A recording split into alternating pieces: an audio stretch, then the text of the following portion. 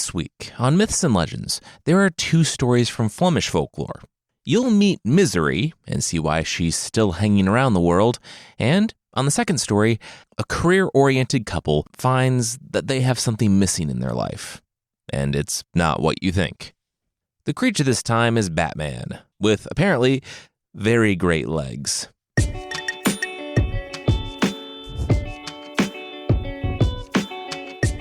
This is Myths and Legends, episode 371, Stuck.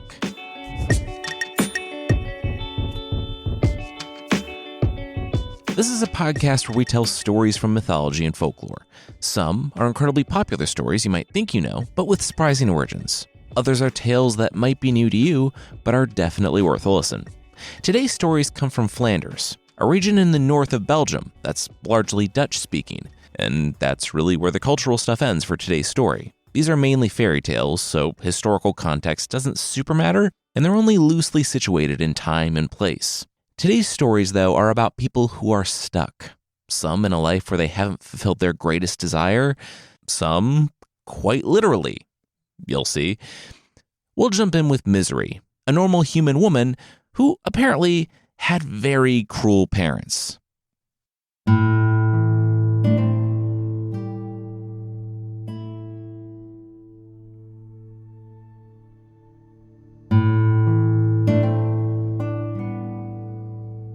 Misery, the elderly woman, looked out on her apple tree. She never married, never had children. Her parents, the ones that named her Misery, well, they weren't the most attentive or caring or present. This apple tree was her joy. Nurtured since it was a sapling, the apple tree loved her back, too, yielding plump, juicy, sweet fruit every summer. In a world full of disappointment, this was the one relationship where the woman found fulfillment, and those little urchins! She got the broom. "She's coming, hurry!" the older woman heard as she thundered through the front door, nearly splintering the jam. Children from the village spilled from the branches. But the only thing that would be worse for them than falling out of the tree would be getting caught by the old woman, because the ground would only hit you once. The children scrambled to their feet, shirts full of apples, and they bounded off back to the village, laughing when the woman slowed. She had no interest in beating up children. Well, she had no interest in running to beat up children. Currently, she had to see to her baby, the tree. She ran her fingers across the torn bark that the little feet had used to hoist themselves higher. The older woman climbed and saw whole branches splintered and half torn, leaves ripped, soon to be dying. She hugged her tree. She didn't know what to do. The children had been coming since the tree started producing fruit. It was something of a challenge now, to get away with as many apples as possible without Misery catching you. The challenge drew the children, and they were harder than ever on the tree. Misery descended and grabbed the broomstick. Behind her, a crunch on the leaves. One motion, and the old man was on the ground. "Ow," he said. "Sorry, he was just looking for some bread. No need to go all Donatello with that broomstick. He was leaving." He found an outstretched hand, though, and Misery helped him to rise. She told him to come in.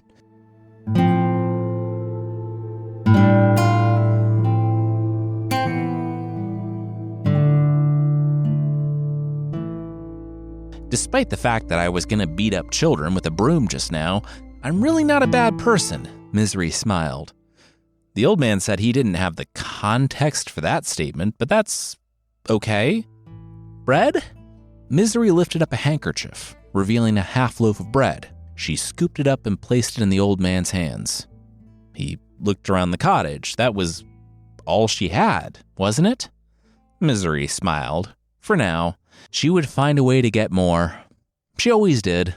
He, though, might find himself on the bad end of a broomstick again at the next house, so he should stock up now.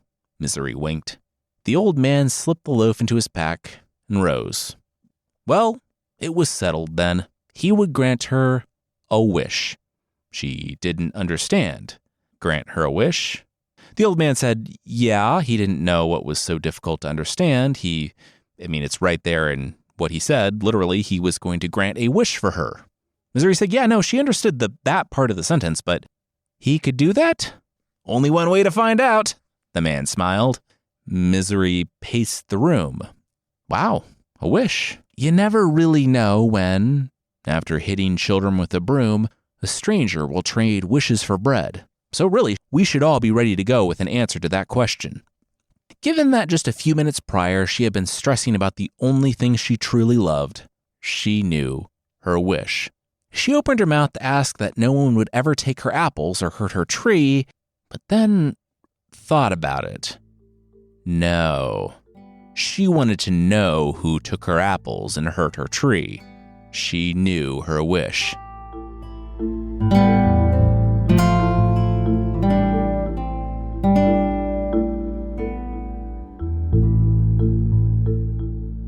The children were in the tree, but Misery sat back and took another sip of tea. She would let the afternoon sun do her work for her. Maybe let the howls of beasts at nightfall soften them up a bit. Come evening time, as the cries grew, she knew that she wouldn't be getting any sleep if she made them stay. Leaving her house, Misery smiled. Children at every level of the tree would have prompted many a broom beating. But now, well, she could only laugh. Laugh because they were stuck. Her wish, as it turned out, was that anyone who touched her apple tree for any amount of time and for any reason would not be able to move until she said it was okay. So, seeing that the children who went before them didn't come back with beatings and not heeding the words of those already in the tree, the kids climbed. Waves and waves of kids climbed, and they all became stuck. It was like a whole third-grade class of apple-thieving interlopers stuck in the branches. They begged her, please, let them down. They would never steal apples again. She said she knew they wouldn't, because if they ever did, they would stay in that tree forever. Understand? The tree nodded in unison. Good. Now get out of here, Misery said. And about 24 children hit the ground. Word spread quickly, and Misery didn't have any problems after that. In fact, because her beloved apple tree was safe, she was able to go out into the village and make friends, and even sell bushels of apples. Years passed, decades more, and her tree grew tall and strong. Then, one warm morning, Misery, now older, heard a noise outside. She had a visitor. A pale, thin man in a black cloak entered her house without being invited. But she knew that this was one visitor who never waited for an invitation. This was Death. Misery sipped her tea and closed her book. She sat back with a smile. The pale man didn't often meet people who were so ready to greet him. I've had a long life, a happy one. I've lived it on my own terms, and I know I've left the world a little better than I found it. That's all any mortal can really hope for. The pale man rushed to her side. As she struggled to rise, she held up her hands. She knew that she was old, but she intended to walk out with dignity, under her own strength. She started packing up and then laughed. Can't take it with you. The pale man chuckled too. Yes, that is a thing people say. Misery hobbled to the door, then the path outside. Then she paused. Death seemed to notice her looking at the tree. I've been tending to it since I was a girl. I love it. Misery managed to smile. The pale man checked his Palm Pilot. Oh, yeah, that one's not long for this world either. As soon as Misery was gone, a horde of angry children and adults were going to tear it, literally, limb from limb. He was kind of glad she wouldn't be around to see it, because it was all going to be very gruesome. Oh, I kind of wish you hadn't told me that. Misery grimaced. Then she pointed. Did you want an apple? Her apples were the best, and if it was going to be gone next week anyway, here, she would get him an apple. Death checked his calculator wristwatch and waited as Misery hobbled slowly to the tree. He thanked her but said they really needed to get on the road. This was the early modern period. People were dying all over the place. Doctors still didn't believe in hand washing. Look, okay, He would grab an apple, but then Death reached for the apple, but then couldn't pull his hand away. He reached with his other hand to pull the apple off, but it became stuck. He propped one foot on the tree to pull his hands loose, but couldn't move them. He put his second foot up just for comfort, instead of having it dangle there. Misery straightened up and smiled. She tossed the cane into the woods. Well, she was feeling a lot better. By the way, this had nothing to do with him. She was just faking. You can't do this. I'm Death. You have to set me free, the pale man shouted, hanging upside down, dangling from the tree. Turns out I don't. Misery shrugged. Let me down, Death hissed. Make me?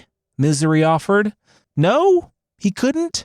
How about he change his mind? Death laughed. That was impossible. There was no bargaining with Death. Okay, Misery said, returning to her house. She shut her door.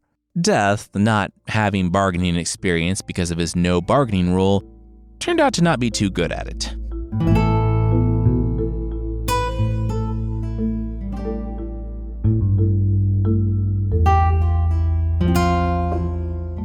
Now, we're all familiar with that 10-year period in the 17th century when no one died and everyone was functionally immortal. As the story tells us, and we know from extensive historical records of the time period, people could jump off cliffs and brush themselves off. They could cut off their own heads and carry them at their side, making for super cheap Halloween costumes. Wars were pointless because people would just fight for days and no side would win. But as we know, it came to an end. And to paraphrase a Mitchell and Webb skit that I linked in the show notes, immortality that wears off is just regular mortality. So there were a lot of unhappy people and even more dead ones. Misery was impressed by how long the pale man held out. In the end, though, she did make an attractive offer, his freedom for her life. He told her that he would never come for her again if she would please let him go. She agreed, and he dropped to the ground, moving for the first time in a decade. And Death keeps his word. Most of the time, that's an ominous thing. But for Misery, it was pretty great. She basically kept on as she had been and enjoyed her quiet life in the country. Every 100 years or so, she collects a seedling from the apple tree and plants it, but people mostly leave her alone. The story ends by telling us that this is why, until the end of time, Misery will always be in the world. That being said, Misery does not seem so bad if you don't go looking for her, because Misery, as it turns out, does not love company.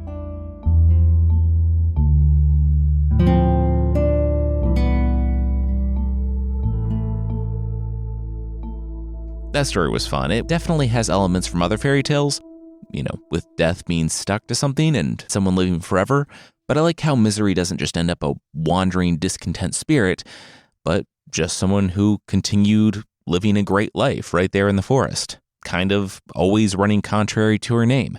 Our next story has an older married couple with one desire, but not that one. That, however, will be right after this.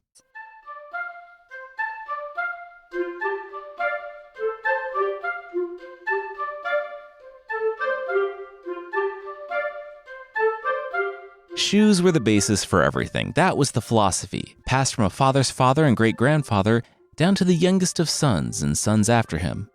Years in the making, the cobbler was. Still, his father's expertise, combined with him being the only cobbler in 4 villages in any direction, multiplied by the number of feet that worked tirelessly, or rather, were very tired, but the crushing realities of medieval life meant they had to work like they weren't. Well, for him, life's passion shook hands with job security, and along the way, contentment bloomed. And why not? It was, after all, shoes that made way for the purchase of wool, which the missus, who came from a long line of spinners, spun into vibrant yarn. Her wares, in turn, made way for more and better shoe materials that turned into insoles, quarters and vamps, eyelets and facings. The couple sure had a way of crafting, and with such refined skills few had ever seen before. In their years together, the cobbler and spinner had hammered together quite the cushy dual income situation. Woven, you mean? We've woven our lives together, the spinner often sang to their dinner guests. She would cast a nod to her wheel in the corner And then the cobbler would chuckle and toss back a shoemaker pun. Around and around they would go, their one-ups laced with good humor that warmed the soul. The dinner guests smiled their usual strange smiles. So many puns. So fun. The cobbler and spinner were kind of a lot. Today, however, felt different. Though bread piled with ham and cheese graced their plates, and their house/workroom/storefront remained toasty and inviting, something was yet missing. So, I've been thinking, the cobbler began. His hand hooked the curve of his neck as he spoke, and the wrinkle above his brow deepened. I was hoping to talk to you about something. The spinner set down her fork. Is this good or bad? I'm not sure, the cobbler admitted. The table rocked as he pressed into his elbows. It's just that it's been you and me all these years. Just the two of us. The room began to feel heavy. Oh, they were years full of happiness and wonder, he was quick to add. His wife's shoulders relaxed. But yesterday, when the neighbors were sitting around our fire with all their many kids, the spinner's eyes grew misty. She started to pick away at a spot of nothing beside her plate. I know, dear, she murmured. I've had the same thoughts, to be quite honest. Brows lifted, drawing a softness into the crevices of the cobbler's face. His wife felt the same way.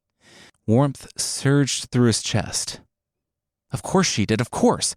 How united they had become after all these years. Like the perfect pair of boots, long worn in but not worn out. Like a left and right shoe.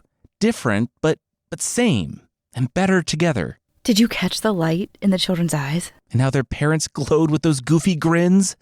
The spinner wore a fresh grin of her own.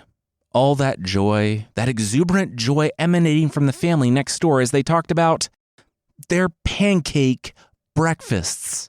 It was their family tradition every weekend. Why had the crafty couple, the spinner and the cobbler, never had a pancake breakfast? The neighbors had burst.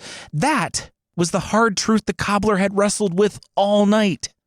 Oh, but the issue of children... We don't need children to have fluffy golden cloud cakes for breakfast, the spinner said, brightening. I bet we could freeze the leftovers if we had some. Ooh, have them on hand right when you need them later, you know? How would we freeze leftovers? It's June. The cobbler's enthusiasm hit a brief speed bump. I don't know, a wizard? That's not what we should be thinking about because... Well, what about the toppings? Mr. Cobbler's eyes reignited. Toppings, he smiled. Limitless, my dear. Limitless. Flour, eggs, milk. What else did we need? What was it the neighbor said? Vanilla, I think, and baking powder. And a pinch of salt. We have all those things! Just not a frying pan. Yes. Yes, that was the one thing we don't have. The one thing that's kept us pancakeless all those years. The couple fell back in their chairs with a whoosh, like kites that lost their wind, and now the room felt heavier than before. The toast seemed paler, their ham sweaty. No, came a voice. A chair leg scraped across the floor, and the cobbler jumped. He peered from beneath the excess folds of his lids toward the blur of his wife striding toward the door. Frying pan, that's all? A frying pan? Oh, she'd find a frying pan, and they would have all the pancakes they wanted.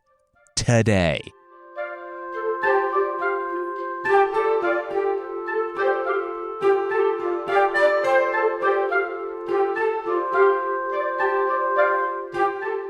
The cobbler had always thought their house to be the perfect size. Their single-room cabin nestled beneath ancient pines had more than enough space for a kitchen, a wash tub, sleeping quarters, and a nook for a cobbler to cobble and a spinner to spin. What more did they need? Counter space! We need more counter space! He barked over the clang and sizzle from the kitchen. The plate across his forearms stung, growing hotter by the second, but there was nowhere to lay it down.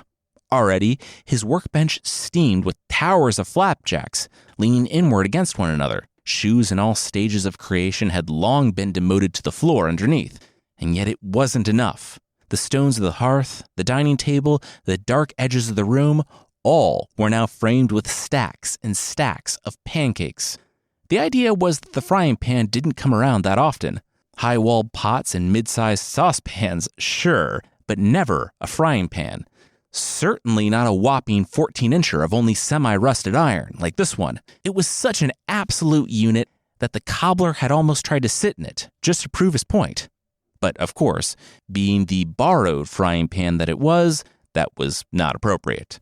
The missus had brought it back from the neighbors earlier that day. Borrowed, she said many times over and again. It's borrowed, so be careful with it. Ultimately, the couple agreed that they would milk the pan for all it's worth by the day's end. They mixed and poured and flipped, round upon round, cooking up enough pancakes to last an entire year, even before mid-afternoon. Because, once more, who knew when they'd be able to borrow a frying pan again? Running low on batter, the spinner now called from the stove.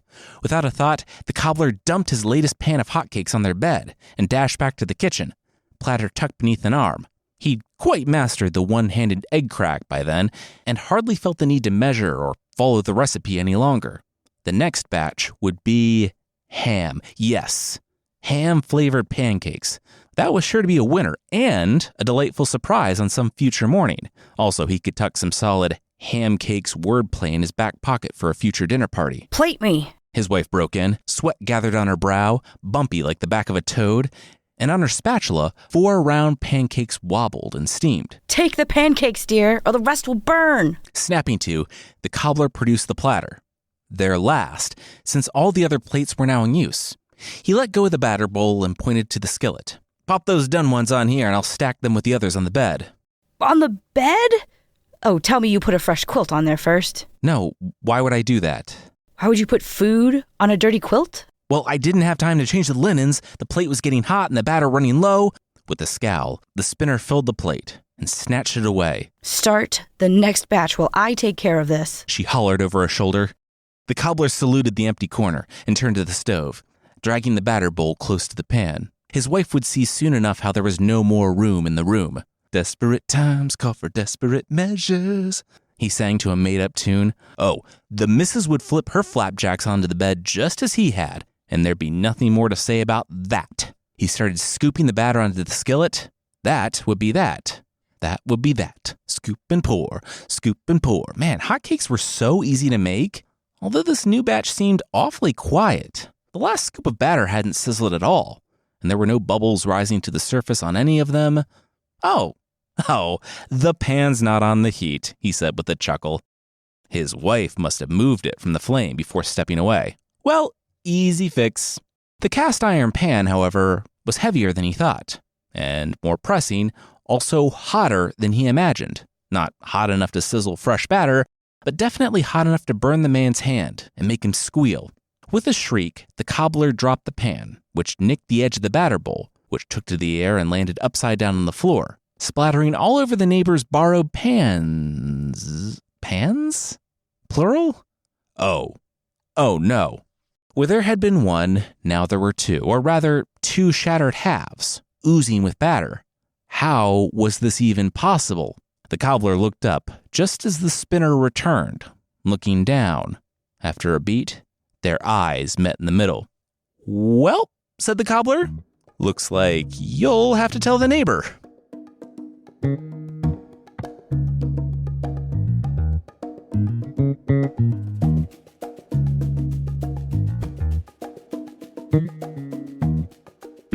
Wrong response, wrong attitude, wrong assumption. I'm not telling the neighbor anything, the spinner said behind crossed arms.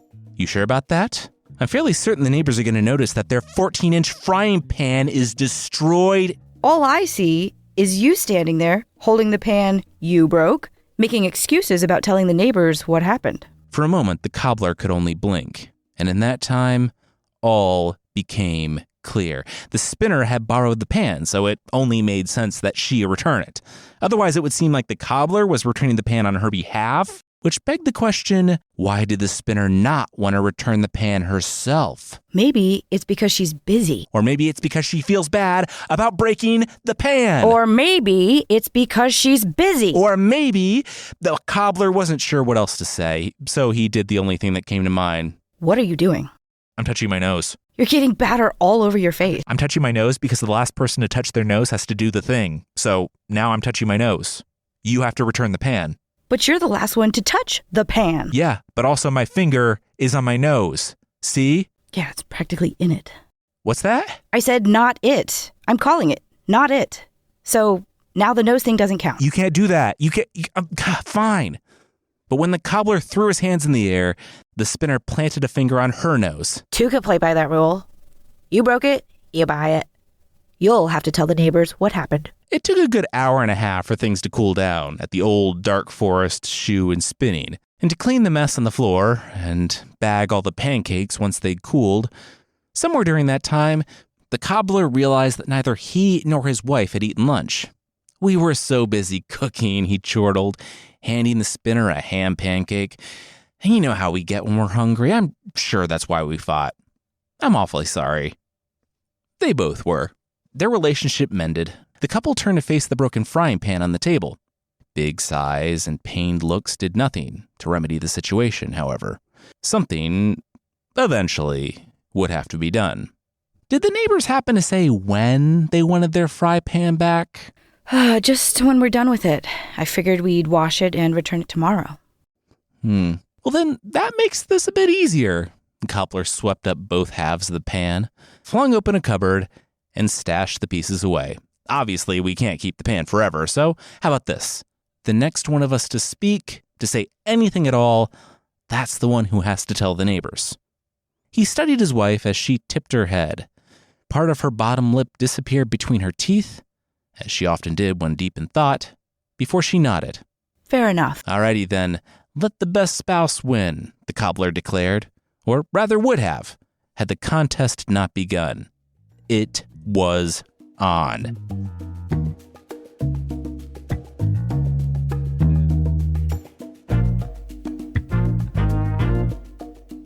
We'll see that there's no way that this can possibly go wrong and end up with an angry mob and church intervention, but that will, once again, be right after this.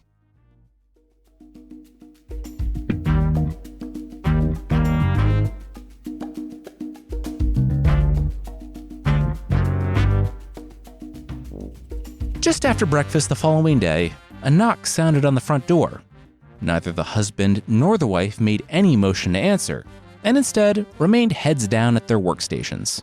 It was Saturday, after all, and the shoes had to be finished and the yarn spun to remain on schedule, especially after yesterday's day off making pancakes, the cobbler made himself not say. Neither had so much as looked at the other all morning, lest they accidentally utter a word, and their game of silence continued. The knock sounded again, backed this time by the neighbor's voice. It was Saturday, he reminded the couple through the door. Sunday was the weekend? Well, not really. There was no weekend, just like half a day on Saturday and whatever time we get on Sunday after church, but it was still pancake breakfast time with the family, so how about that fry pan? Guys? Hello? Elbow deep in tools and leather, the cobbler froze with bated breath. His wife was surely doing the same, hoping the neighbor would give up and go home. Minutes later, they were almost in the clear, except one of them had left the front window wide open. "Oh, you are home," the neighbor stopped and said through the gap. The shine of his forehead tipped inside, and he gripped the sill, as though he might start climbing into the kitchen. "Thought you all might be out, but here you are. So, can I get my pan back? I gotta feed my family."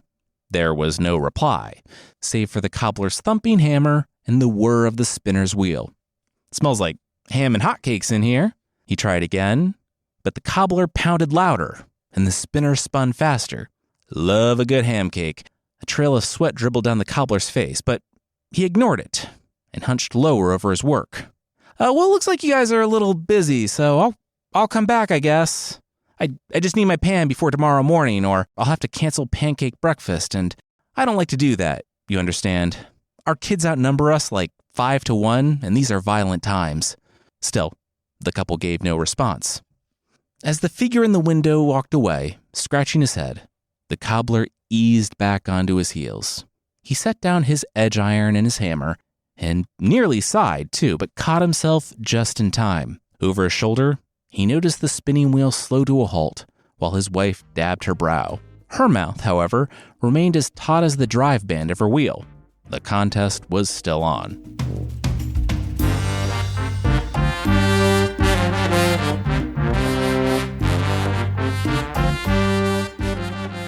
A vow of silence can sometimes be a good thing. It can gift a person time to clear their head or reflect on life at large. One can search their heart or sift their motivations. They can grow, and that's exactly what the couple did those initial days. In the first week, the cobbler watched himself turn into a new type of man, one that wanted to journal and hike and perhaps grow a beard. It felt good, even if a bit strange for him. But in week 2, the contest started to get real. Never mind the transformations taking place inside the cabin. What about outside? At the open windows, customers clustered, pressing in with the energy of a mob and surely trampling the perennials in the front beds. They shouted over one another, waving bigger than their neighbors like concertgoers vying for a glance from the main act. Only neither the cobbler nor the spinner looked away from their work, no matter how much noise the people made. Scowls rolled in like storm clouds, and still, the cobbler hunched and hammered away. Inside, though, he did wonder, why all the unrest? The people had their shoes, they had their yarn. What more could they want? Apparently, everything. Most of the front row, elbowing by the open window, was shouting questions about the custom orders, new orders, and pre-orders. A few in the back grumbled about customer service. And they were always so chatty and friendly here. What happened? Say something. Talk to us, please. What will the spring line entail? A pair in the middle begged. I'm worried about you, wailed another. Give me back my fry pan, you terrible neighbors, growled a third. And these were the words that haunted the cobbler the most, that night as he slept, and the next morning when the mob returned. Or maybe it had not been the words, but the speaker's icy glare from the edge of the window, the one presently easing back into view. Give me my fry pan, give it back! The neighbor raised his arm, revealing the bite marks. Noticing the furtive glances of the cobbler, and filled with a feral rage usually only reserved for his pancakeless 4 to 9-year-olds, the neighbor lunged through the window and onto the counter. The cobbler bent and clanged his tools with such force that he might stifle the whimper in his throat. In the opposite corner, the spinner's wheel buzzed and whirred like a fan, kicking up dust around the room. Still, neither uttered a word, not even when the neighbor barked in each of their faces in turn.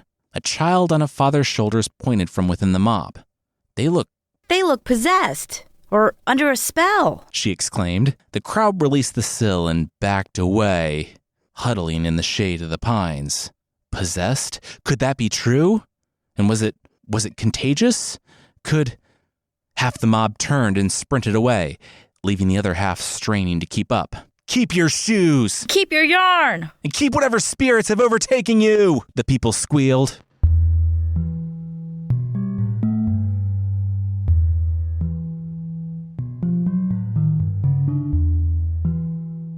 Such sudden silence in the people's absence was almost too much to handle. Gradually, birdsong returned and patted the stillness.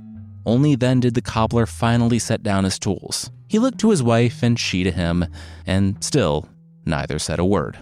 The next morning, the cobbler stole a glance through the front window, half expecting to flinch at the mob of customers charging up the path once more. But there was no one, only birds just beginning their songs of the day. He took up his position at the bench and started working on a new design. Already in the opposite corner, the spinner's wheel raced and whirred. Just before lunch, however, someone knocked on the door. As before, neither the cobbler nor the spinner made any move to answer, which this time was no problem. With a thud, a boot exploded through the door, followed by a dark robe, starched collar, and a bucket. Holy water, it said on the side. There are spirits here, the intruder announced with a scowl. He dipped a branch into his bucket, marched right over to the cobbler, and shook it in his face. Begone, you voice-snatching spirits! Begone, you unseen forces that overtake this place! With each breath, the robed man dipped his branch and flung his water across the cobbler, his work, and the bench.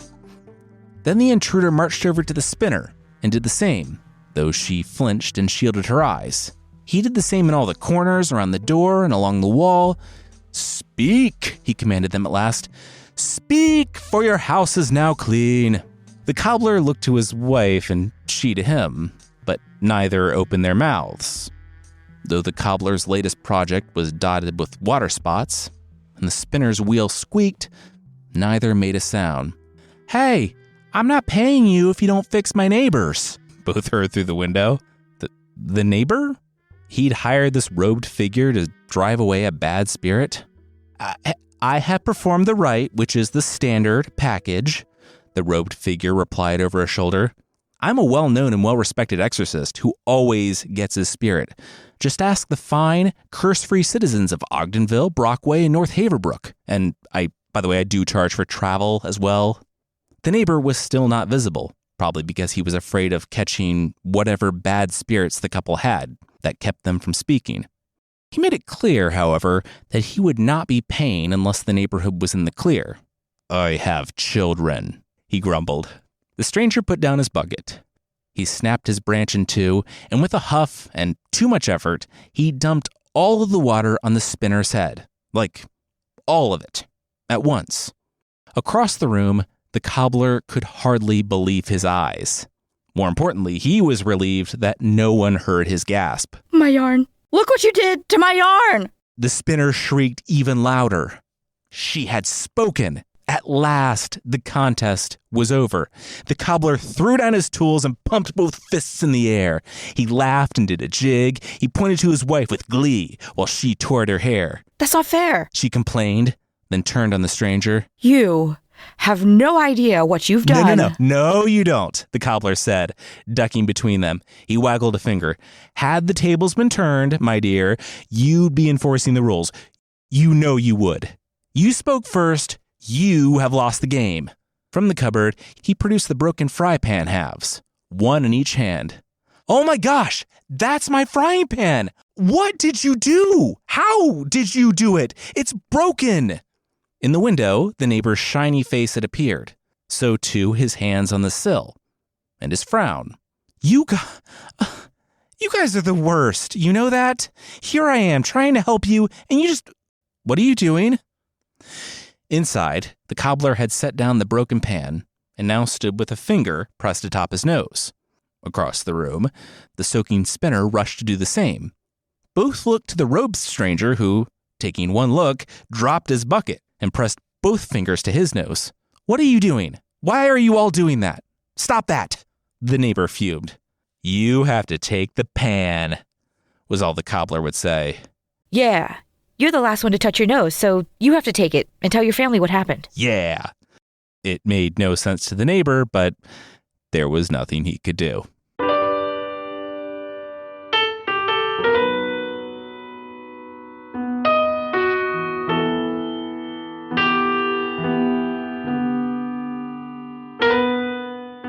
Full disclosure, this story did not end with a nose goes thing.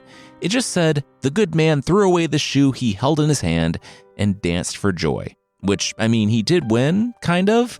Some stories have grand morals, like all the ones from last week. Sometimes it's just fun to tell a story of a friendly competition that spirals out of control, and also has way too many pancakes. And we did way too much research into early modern shoe repair, spinning, and how exactly, through fluctuation in temperatures and inopportune force, you could actually break a cast iron pot. Next week, we're back in Greek myth, telling the stories of Demeter and how she learned to quit worrying and love her siblings. Well, love is a strong word, a very strong word, and also an incorrect word. More so stand to be in their presence, albeit with a seething, abiding hatred. And also, in a roundabout way, she invented mint juleps.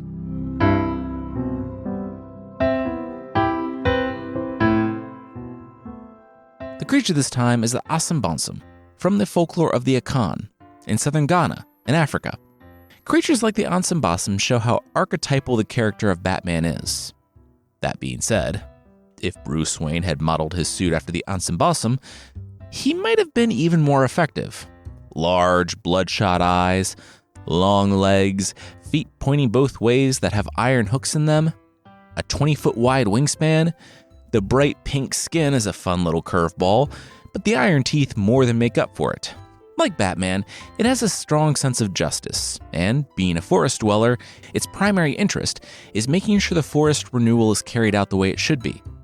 Unlike Batman, if you mess with the trees, it will eviscerate you and consume you with its iron claws and teeth. If you're looking to do some illegal looting in Ghana, first, those are some odd Saturday plans, maybe don't do that. But if you find yourself in the forest up to no good and you see some long legs dangling from a tree, probably avoid those. If those legs have hooked iron claws and belong to the pink bat monster watching you intensely, waiting for you to take the bait, not sure what the bait is in the situation, one version I found just says it dangles the legs in an attempt to attract people up to no good, who I guess also have a really specific type. If you want to see an artist's depiction of the Asanbosam, there's a carving that the British Museum acquired nearly 100 years ago. The British Museum is helpfully looking after the artifacts from cultures all over the world forever. The piece is not on display, and British law makes it illegal for the British Museum to send it or other artifacts back to Ghana. But we can see a picture of it on the internet, which is just as good. I linked it in the show notes.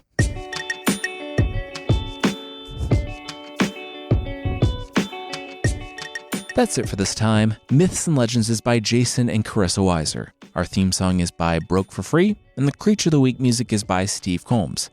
There are links to even more of the music we used in the show notes. Thank you so much for listening, and we'll see you next time.